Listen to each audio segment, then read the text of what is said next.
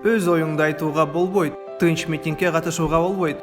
Сен каалаган адамга добуш бергенге болбойт, арызданганга болбойт, суроо бергенге болбойт, шектенгенге болбойт. Мугалимдин көз карашына туура келбеген нерсени окуп үйрөнгөнгө болбойт. Анда эмне кылса болот? Мунун баарын кылса болот. Кыргыз Республикасынын Конституциясы биздин укуктарыбызга жана эркиндигибизге кепилдик берет. Ар бирибиздин оюбузду эркин айтууга, эркин ой жүгүртүүгө, башкалардан, алардын арасында мугалимдерден да айырмаланган көз карашта болууга, кызыгуубузду жараткан нерсени окуп, изилдегенге укугубуз бар.